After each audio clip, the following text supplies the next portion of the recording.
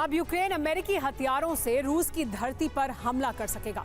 America ने Ukraine को इस बात की आधिकारिक छूट दे दी है। अमेरिका की इस अनुमति के साथ ही युद्ध के मैदान में विनाश का नया तूफान आ गया है। अमेरिकी फैसले से भड़का रूस यूक्रेन को अस्तित्व मिटाने पर आमादा हो गया है।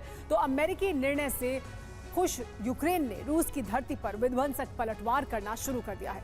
सवाल यही है कि क्या अमेरिका का यह फैसला तीसरे विश्व युद्ध की वजह बनेगा?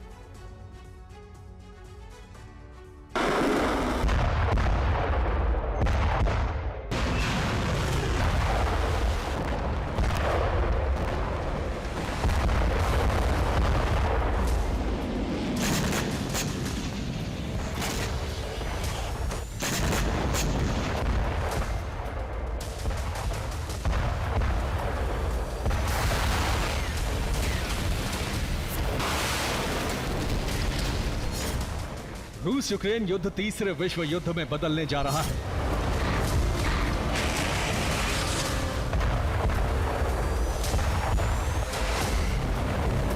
नेटो के हथियार से रूस की धरती पर हमला होगा तो परमाणु जलजला आ जाएगा।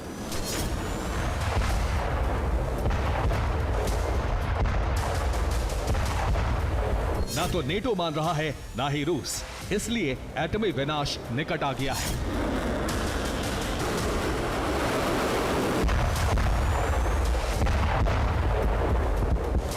अमेरिका ने जो कुछ किया है वो तीसरे विश्व युद्ध का सबसे बड़ा कारण बनने जा रहा है।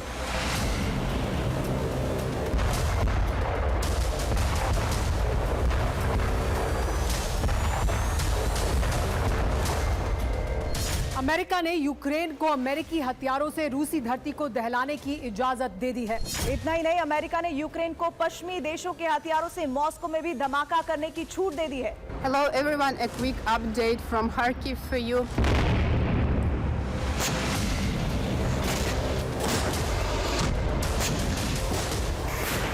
यूक्रेन ने अमेरिका से नेटो के हथियारों से रूसी धरती पर हमले की अनुमति मांगी थी। अब अमेरिकी विदेश मंत्री एंटनी ब्लिंकन ने इसकी इजाजत दे दी है।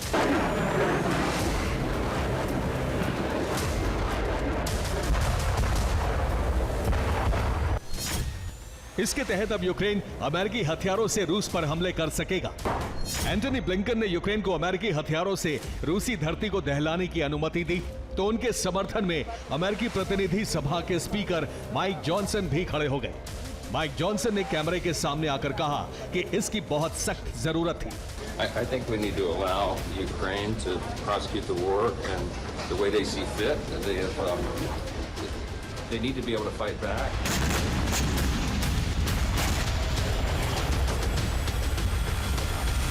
तो यूक्रेन को अमेरिकी हथियारों से हमले की अनुमति मिल चुकी है। इसका मतलब यह हुआ कि यूक्रेन अटैक एमएस और हाइमर्स जैसे हथियारों से न सिर्फ युद्ध के मैदान में हमले करेगा बल्कि रूस के अंदर टारगेट को भी तहस नहस कर सकेगा।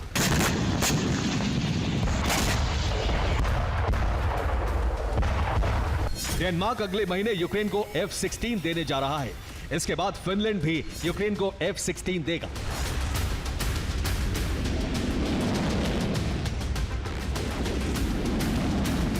और फिर रूस के अंदर शुरू हो जाएगा यूक्रेन का F-16 प्रतिघात।